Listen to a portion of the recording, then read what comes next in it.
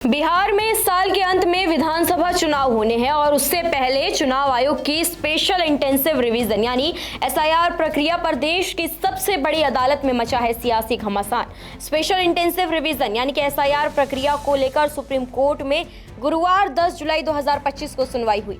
इस सुनवाई में चुनाव आयोग और याचिकाकर्ताओं के वकीलों के बीच तीखी बहस देखने को मिली। आयोग की ओर से वकील ने कहा कि उन्हें अब तक सभी याचिकाओं की प्रतियां यानी कि कॉपियां नहीं मिली है, जिससे वो अपना पक्ष स्पष्ट रूप से नहीं रख पा रहे हैं। वहीं याचिकाकर्ताओं की ओर से वरिष्ठ वकील गोपाल शंकर नारायणन ने तर्क दिया कि ये पूरी प्रक्रिया जल्दबाजी में की जा रही है और पारदर्शिता का अभाव है। उन्होंने कहा कि 2003 में भी इस तरह का रिवीजन हुआ था, लेकिन तब राज्य की आबादी और मतदाता संख्या बहुत कम थी। आज जब बिहार में 7.5 करोड़ से ज्यादा मतदाता हैं, तो यह प्रक्रिया और भी जिम्मेदारी से होनी चाहिए। उन्होंने चुनाव आयोग की उस नीति पर सवाल उठाया जिसमें वोटर लिस्ट में शामिल होने के लिए 11 दस्तावेज मांगे जा रहे हैं, लेकिन आधार कार्ड और वोटर आईडी जैसे आम पहचान पत्रों को मान्यता नहीं दी जा रही है। जब सरकार खुद इन्हें पहचान का भरोसेमंद जरिया मानती है, तो चुनाव आयोग क्यों इनसे परहेज कर रहा है? उनका कहना था कि ये न केवल भेदभावपूर्ण है बल्कि आम लोगों के लिए असुविधाजनक भी है। उन्होंने ये भी बताया कि आयोग का नियम कहता है कि यदि कोई व्यक्ति 2003 की वोटर लिस्ट में है तो उसे नागरिकता से संबंधित दस्तावेज नहीं देने होंगे, जबकि जो शामिल नहीं है उन्हें सबूत देना होगा। ये नीति स्पष्ट रूप से दोहरापन और मनमानी को दर्शाती है।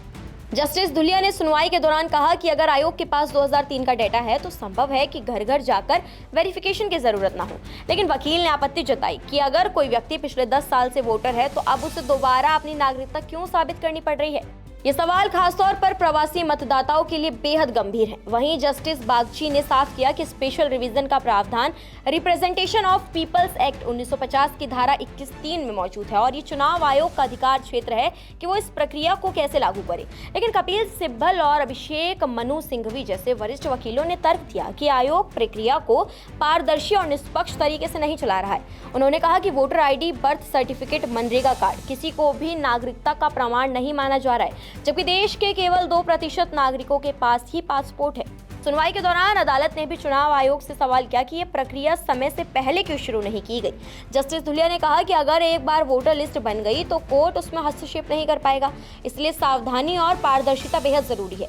कपिल सिब्बल ने तर्क दिया कि आयोग ने खुद जो वोटर आईडी दी, अब उसी को पहचान का अधिकार नहीं मान रहा, तो फिर नागरिकता साबित करने का अधिकार किसके पास है? अब इस पूरी बहस के बीच बड़ा सवाल ये उठ रहा है, क्या ये प्रक्रिया लोकतांत्रिक अधिकारों को प्रभावित कर रही है? क्या मतदाता सूची से करोड़ों लोगों के नाम हटाने की आशंका वाजिब है? और क्या चुनाव आयोग नागरिकता तय करने वाली संस्था बनती जा रही है? इन सभी सवालों के जवाब अब सुप्रीम कोर्ट के अंतिम फैसले में छिपे हैं, जो बिहार ही नहीं पूरे देश की लोकतांत्रिक दिशा को प्रभावित कर सकते हैं। बिहार चुनाव से पहले यह मामला सिर्फ वोटर लिस्ट का नहीं, लोकतंत्र की बुनियाद का सवाल बन गया है। अब देखना यह होगा कि सुप्रीम कोर्ट इस लोकतांत्रिक संकट पर क्या अंतिम फैसला सुनाता है। नमस्कार, मैं हूं मानक गुप्ता।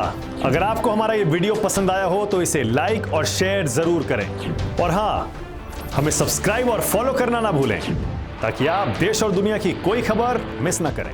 तो जुड़े रहिए हमारे साथ और देखते रहिए न्यूज़ 24।